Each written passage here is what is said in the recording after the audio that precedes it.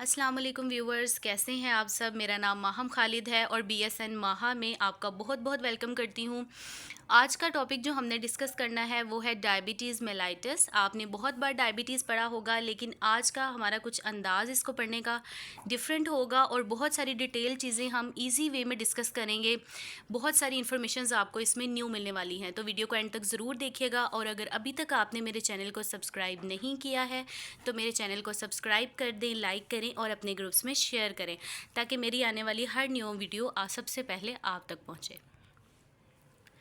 सबसे पहले हम इंट्रोडक्शन डिस्कस करते हैं। Diabetes mellitus is a group of metabolic disorders in which there are high blood sugar levels over a prolonged period. Symptoms of high blood sugar include frequent urination, increased thirst and increased hunger. Diabetes mellitus एक group है basically metabolic disorders का। इसको metabolic क्यों कहा जाता है, इसकी detail हम नेक्स्ट इसी लेक्चर में पढ़ेंगे। और इसमें होता क्या है, पेशेंट में कंटिन्यूस स्टेट होती है हाइपरग्लाइसीमिक कंडीशन, लाइक जो पेशेंट का ब्लड शुगर लेवल्स हैं वो बहुत ज़्यादा रेज रहते हैं over a prolong period of time. If left untreated diabetes can cause many complications. उसमें जो इंपॉर्टेंट कॉम्प्लिकेशंस हैं वो ये हैं डायबिटिक कीटोएसिडोसिस जो कि टाइप 1 के केस में होता है, नॉन कीटोटिक हाइपरोस्मोलर कोमा जो टाइप 2 के केस में होता है। इसकी टाइप्स हम आगे चल के डिस्कस करेंगे। सीरियस लॉन्ग टर्म कॉम्प्लिकेशंस हैं जिसमें हार्ट डिजीज़ हैं, स्ट्रोक है, क्रोनिक किडनी फेलियर है, फुट अल्सर्स हैं and damage to the eyes. Diabetes is due to either the pancreas not producing enough insulin or the cells of the body not responding properly to the insulin produced. अब देखें viewers, जो diabetes है उसमें दो conditions हो सकती हैं। या तो इंसुलिन आपकी बॉडी में इनफ बन नहीं रही, या फिर अगर इंसुलिन बन रही है तो सेल्स उसको प्रॉपरली यूटिलाइज नहीं कर पा रहे। अगर आपकी बॉडी में इंसुलिन डेफिशिएंट है तो इस स्टेट को हम टाइप 1 डायबिटीज़ मेलाइटस कहते हैं। और अगर आपकी बॉडी में इंसुलिन तो प्रॉपरली बन रही है लेकिन सेल्स उससे रिलक्टेंट हैं, ठीक है, सेल्स जो हैं वो रेजिस्टेंट हैं, वो इंसुलिन को यूज़ नहीं कर पा रहे, तो ऐसी कंडीशन को हम कहते हैं इंसुलिन रेजिस्टेंस। और इसकी वजह से होने वाली जो डायबिटीज़ है वो है टाइप 2 डायबिटीज़ मेलाइटस। और इसकी थर्ड टाइप है जेस्टेशनल डायबिटीज़। अब हम वन बाय वन इसकी जो टाइप्स हैं उनको डिस्कस करेंगे। Type 1 diabetes mellitus results from the pancreas failure to produce enough insulin. This form was previously referred to as insulin dependent diabetes mellitus और juvenile. इसको juvenile भी कहा जाता है क्योंकि ये मोस्टली बच्चों में होती है या टीनेजर्स में होती है, और इंसुलिन डिपेंडेंट डायबिटीज़ मेलाइटस भी कहा जाता है, लेकिन इसका जो एग्जैक्ट कॉज है वो अननोन है। टाइप 2 डायबिटीज़ की बात करते हैं। Begins with insulin resistance, a condition in which cells fail to respond to insulin properly. अब आपने एक चीज़ सुनी होगी, आम हम लोग बात करते हैं कि जो ओबीस पेशेंट्स होते हैं उनमें डायबिटीज़ के चांसेस बढ़ जाते हैं। जी हाँ व्यूअर्स, बेसिकली वो टाइप 2 डायबिटीज़ मेलाइटस होती है जिसमें सेल्स फैटी हो जाते हैं, और फैटी होने की वजह से वो रिलक्टेंट हो जाते हैं, वो काम करना नहीं चाहते, इसीलिए वो क्या करते हैं, इंसुलिन को बॉडी से रीअपटेक नहीं करते, और बिल्कुल इसी तरह वो ग्लूकोज को भी अपटेक नहीं करते। जब सेल्स ग्लूकोज को यूटिलाइज नहीं करेंगे तो इसकी वजह से ग्लूकोज का लेवल ब्लड में बढ़ जाता है और patient continue state of hyperglycaemia में चला जाता है। This form was previously refer to as, जो ये वाली हमारी डिसऑर्डर है इसको हम non insulin dependent diabetes mellitus कहते हैं, या फिर इसका सेकंड नेम है adult onset diabetes. The primary cause is excessive body weight and not enough exercise. Next, move to the third type of diabetes mellitus, that is gestational diabetes. As the name indicate, gestation का मतलब होता है ऐसी diabetes जो कि pregnancy की वजह से हो। लाइक पेशेंट को जब प्रेगनेंसी हुई, यानी at the time of pregnancy patient को डायबिटीज़ नहीं थी और पेशेंट की डायबिटीज़ की हिस्ट्री भी नहीं है, लेकिन जेस्टेशन के बाद यानी प्रेग्नेंट होने के बाद सेकेंड ट्राइमेस्टर में डायबिटीज़ डायग्नोज हो गई, तो ऐसी कंडीशन को हम कहते हैं जेस्टेशनल डायबिटीज़। अब मोस्ट इम्पॉर्टेंट जो क्वेश्चन आ जाता है अक्सर डायबिटीज़ में से वो होता है टाइप 1 और टाइप 2 का डिफरेंस। यहाँ पर एक डिटेल डिफरेंस दिया गया है, इसको इसी तरह से स्टूडेंट्स आपने याद करना है। इसमें एक साइड पे हम फीचर्स बताते हैं, टाइप 1 और टाइप 2 का डिफरेंस होता है ये। First feature onset, type 1 diabetes के केस में सडन ऑनसेट है, टाइप 2 के केस में ग्रेजुअल ऑनसेट है। एज एट ऑनसेट, टाइप 1 के केस में मोस्टली चिल्ड्रन है और टाइप 2 के केस में एडल्ट्स होते हैं। बॉडी साइज, टाइप 1 के केस में थिन है, टाइप 2 के केस में ओबीस है। कीटो एसिडोसिस टाइप 1 में कॉमन है, टाइप 2 में रेयर है। ऑटो एंटीबॉडीज़ यूजुअली टाइप 1 में प्रेजेंट हैं, टाइप 2 में एब्सेंट होती हैं। एंडोजिनस इंसुलिन टाइप 1 में लो होती हैं, टाइप 2 में नॉर्मल, डिक्रीज्ड और इंक्रीज्ड होती है। कंकॉर्डेंस इन आइडेंटिकल ट्विंस टाइप 1 में 50% है, यानी 50% चांसेस हैं कि आइडेंटिकल ट्विंस में अगर एक को टाइप 1 डायबिटीज़ मेलाइटस है तो दूसरे को भी टाइप 1 हो जाएगी। लेकिन टाइप 2 के जो चांसेस हैं इससे बहुत ज़्यादा हैं। लाइक अगर एक आइडेंटिकल ट्विंस को आपके जो है टाइप 2 डायबिटीज़ है तो 90% केसेस में दूसरे ट्विन को भी ज़रूर टाइप 2 हो जाएगा। प्रेवलेंस रेट क्या है? ऑलमोस्ट इक्वल टू 10% टाइप 1 का है और टाइप 2 का प्रेवलेंस रेट ऑलमोस्ट 90% है। साइंस एंड सिम्टम डिस्कस करते हैं। डायबिटीज़ के 3 क्लासिक साइंस होते हैं, आप में से बहुत सारे व्यूअर्स ये जानते होंगे। Polyuria, polydipsia and polyphagia. Polyuria increased urination, polydipsia increase thirst and polyphagia increased hunger. Symptoms में develop rapidly in type 1 diabetes, while they usually develop much more slowly and may be subtle or absent in type 2 diabetes. In addition, they also include blurry vision, headache, fatigue, slow healing of cuts and itchy skin. Prolonged high blood glucose can cause glucose absorption in the lens.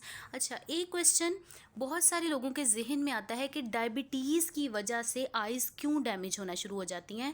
तो students, इसका जवाब ये है कि जब glucose levels हमारी body में बढ़ जाते हैं, इंसुलिन की डेफिशिएंसी हो जाती है, तो हाइपरग्लाइसीमिक कंडीशन की वजह से ग्लूकोज जो है हमारे लेंस में, यानी कि जो आई का लेंस है उसमें एब्जॉर्ब होना शुरू हो जाती है, जिसकी वजह से आई की एनाटमी चेंज हो जाती है और एनाटमी चेंज होने की वजह से वीएन चेंज आता है। A number of skin rashes that can occur in diabetes are collectively known as diabetic dermatomes. अब डायबिटीज़ की सूरत में होने वाले जो स्किन रैशेज हैं उनको हम क्या कहते हैं? डायबिटिक डर्माड्रोम्स कहते हैं।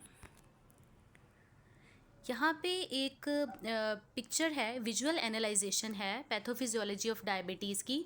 फर्स्ट स्टेप, स्टमक कन्वर्ट करता है फूड को ग्लूकोज में, then glucose enters into the blood stream, then third step, pancreas produces sufficient insulin but it is resistant to effective use. Glucose level increases and glucose is unable to enter body effectively. Complications discuss करते हैं। Paper point of view से diabetes का topic बहुत ज़्यादा important है और उसमें most important है इसकी कॉम्प्लिकेशंस। आपसे क्वेश्चन में पूछ लिया जाता है माइक्रोवेस्कुलर कॉम्प्लिकेशंस क्या है, मैक्रोवेस्कुलर क्या है। तो स्टूडेंट वो सारी डिसऑर्डर्स जो कि माइक्रो वेसल्स के यानी स्मॉल वेसल्स के डैमेज होने की वजह से होती हैं, जैसे कि रेटिनोपैथी है, नेफ्रोपैथी है, न्यूरोपैथी है, इन कंडीशंस को हम क्या कहते हैं? माइक्रोवेस्कुलर। और मैक्रोवेस्कुलर्स वो कंडीशन होती हैं जैसे कि स्ट्रोक है, पेरिफेरल वेस्कुलर डिजीज़ हैं। द प्राइमरी कॉम्प्लिकेशन जो कि इस केस में हो सकती हैं वो स्मॉलर ब्लड वेसल्स हैं, damage to the eyes, kidney and nerves. और इनको हम क्या कहते हैं? अगर आइज़ का डैमेज है तो इसको डायबिटिक रेटिनोपैथी कहते हैं। Damage to eyes known as diabetic retinopathy is caused by damage to the blood vessel in the retina of the eye and can result in the gradual vision loss and blindness. Damage to the kidney is known as diabetic nephropathy can lead to tissue scarring, urine protein loss and eventually chronic kidney disease, sometimes requiring dialysis or kidney transplant. And बिल्कुल इसी तरह जो damage है nerves का, अगर nerves को damage होता है तो इसको हम डायबिटिक न्यूरोपैथी कहते हैं। और इसकी कॉम्प्लिकेशंस क्या हैं? इसमें नंबनेस होती है, tingling, pain, altered pain sensation which can lead to damage to the skin as well. Diabetes related food problems such as diabetic foot ulcers का आपने नाम सुना होगा। मोस्ट इंपॉर्टेंट कॉम्प्लिकेशन है डायबिटिक फुट अल्सर्स जो कि पेरिफेरल न्यूरोपैथी की वजह से होती है और मोस्ट ऑफ द केसेस में क्या हो जाता है? पेशेंट की एम्पुटेशन करनी पड़ सकती है। Additionally proximal diabetic neuropathy causes painful muscle wasting and weakness. अब डायबिटीज़ से होने वाली जो मसल वेस्टिंग और वीकनेस है इसको हम कहते हैं diabetic amyotrophy. Pathophysiology, the body obtains glucose from 3 main places. Glycogen से हमें ग्लूकोज मिलता है, ग्लूकोनियोजेनेसिस से मिलता है और इंटेस्टाइन से एब्जॉर्ब होता है। इंसुलिन क्या रिलीज़ करता है?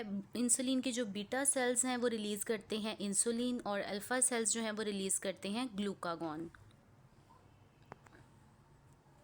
If the amount of insulin available is sufficient, if cells respond poorly to the effects of the insulin, if insulin itself is defective, then glucose will not be absorbed properly by the body and the cell। ये बात हम discuss कर चुके हैं कि अगर body में insulin या तो डेफिशिएंट बन रही है या फिर इंसुलिन तो बन रही है लेकिन सेल्स का रीअपटेक कम है, तो क्या होगा? ग्लूकोज बॉडी सेल्स में नहीं जाएगा बल्कि रिटेन रहेगा ब्लड के अंदर, जिसकी वजह से हाइपरग्लाइसीमिया होगा। The net effect is persistently high levels of blood glucose, poor protein synthesis and breakdown of fat storage which can lead to metabolic acidosis. Pathophysiology of gestational diabetes. Gestational diabetes resemble type 2 diabetes in several aspects, involves a combination of relatively inadequate insulin secretion and responsiveness. It occurs in about 2 to 10% of all pregnancies। यानी gestational diabetes के होने के chances 2 to 10% होते हैं pregnancy में। However after pregnancy, अब देखें 5 to 10% cases में जो वुमेन है उनको टाइप 2 डायबिटीज़ मेलाइटस हो सकता है। बाकी सारे केसेस में पेशेंट नॉर्मल हो जाता है, लेकिन 5 to 10% केसेस में gestational diabetes can lead to common type 2। Gestational diabetes is fully treatable but requires careful medical supervision throughout the pregnancy. Management may include dietary changes, blood glucose monitoring, and in some cases insulin may be required। Gestational diabetes की pathophysiology बहुत important है। Being nurses हमें gestational diabetes को prevent करना आना चाहिए और इससे होने वाली कॉम्प्लिकेशंस को भी प्रिवेंट करना आना चाहिए। Though it may be transient untreated, gestational diabetes can damage the health of the foetus और mother. Risk to the body include macrosomia, यानी आपने देखा होगा जो डायबिटिक पेशेंट के बच्चे होते हैं उनका जो सर का साइज़ है वो थोड़ा बड़ा होता है और बॉडी वेट भी ज़्यादा होता है। कंजेनिटल हार्ट डिफेक्ट्स हो सकते हैं बेबी को, सेंट्रल नर्वस सिस्टम एबनॉर्मेलिटीज़ हो सकती हैं, स्केलेटल मसल मेलफॉर्मेशंस हो सकती हैं। इसी तरह से इंसुलिन का लेवल बढ़ जाने से सरफेक्टेंट की प्रोडक्शन नहीं होती, और आपको पता है सरफेक्टेंट एक ऐसा लुब्रिकेंट है जो कि हमारे रेस्पिरेटरी सिस्टम को लुब्रिकेशन प्रोवाइड करता है जब गैसेस एक्सचेंज होता है। अदरवाइज पेशेंट रेस्पिरेटरी डिस्ट्रेस में जा सकता है। A high bilirubin level may result from red blood cell destruction. In severe cases perinatal death भी हो सकती है, इसलिए इसको प्रिवेंट करना और इसकी कॉम्प्लिकेशन से बचाना बहुत ज़रूरी है। लेबर इंडक्शन में आपको पता है कि जो है वो सिजेरियन सेक्शन किया जा सकता है, ठीक है। May be performed if there is marked foetal distress और an increase risk of injury associated with macrosomia such as shoulder dystocia. तो शोल्डर डिस्टोशिया वगैरह से प्रिवेंट करने के लिए सी सेक्शन को प्रेफर किया जाता है ऐसे केसेस में। एमरजेंसी मैनेजमेंट कैसे करनी चाहिए आपको? हाइपोग्लाइसीमिया हो सकता है जो डायबिटिक पेशेंट्स हैं। अब क्वेश्चंस ये आता है बहुत सारे स्टूडेंट्स के जहन में कि इसकी एक कॉमन कॉम्प्लिकेशन हाइपोग्लाइसीमिया क्यों है, जबकि डायबिटीज़ मेलाइटस में तो हाइपरग्लाइसीमिया होता है। तो स्टूडेंट्स इसका जवाब ये है कि डायबिटीज़ मेलाइटस की डायरेक्ट कॉम्प्लिकेशन हाइपोग्लाइसीमिया नहीं है, बल्कि इसके ट्रीटमेंट की कॉम्प्लिकेशन है हाइपोग्लाइसीमिया। अगर आप इंसुलिन ज़्यादा मिकदार में यूटिलाइज़ करवाते हैं अपने पेशेंट को तो patient can go to hypoglycaemia state. Initial signs क्या हो सकते हैं हाइपोग्लाइसीमिया का? कैसे पता चलेगा? मूड चेंजेस आएंगे, decrease spontaneity, hunger and weakness, followed by sweating, incoherence, tachycardia, results in unconsciousness, hypotension, hypothermia, seizures, coma and even death. 15 grams of fast acting oral carbohydrate देना है आपने अगर पेशेंट आपके पास ऐसी स्टेट में आता है। मेजर करने हैं आपने blood sugar levels, loss of consciousness, 25 to 30 ml 50% dextrose solution आपने आईवी दे देना है। अगर पेशेंट अवेक है तो आपने ओरल फॉर्म में दे देना है। अगर पेशेंट जो है वो कॉन्शियस स्टेट में नहीं है तो फिर आपने आईवी सोल्यूशन की फॉर्म में डेक्सट्रोज देना है 25%, और ग्लूकागॉन भी आप दे सकते हैं 1 mg subcut. Oral glucose tolerance test हम परफॉर्म करते हैं, most commonly gestational diabetic patients के लिए किया जाता है। इसको फर्दर डिस्कस कर लेते हैं कि OGTT टेस्ट क्या होता है। फर्स्ट स्टेप में फास्टिंग करनी है 8 to 12 आवर्स के लिए। सेकंड स्टेप में आपने ब्लड विदड्रॉ कर लेना है, फास्टिंग लेवल में पेशेंट के ब्लड शुगर लेवल्स चेक करने हैं, फिर ग्लूकोज ड्रिंक देनी है अपने पेशेंट को। फोर्थ नंबर पे आपने फिर से सैंपल्स ले लेने हैं और उसके 2 आवर्स के बाद आपने ब्लड शुगर लेवल्स दोबारा से असेस करने हैं। ये इसके रिज़ल्ट्स आ सकते हैं 2 आवर्स के बाद फास्टिंग में और HbA1c रिपोर्ट्स। मैनेजमेंट, आप लाइफस्टाइल मैनेजमेंट क्या कर सकते हैं? Good nutrition, regular exercise, diet control to maintain blood pressure, medication, surgery, pancreas transplant, kidney transplantation, weight loss surgeries.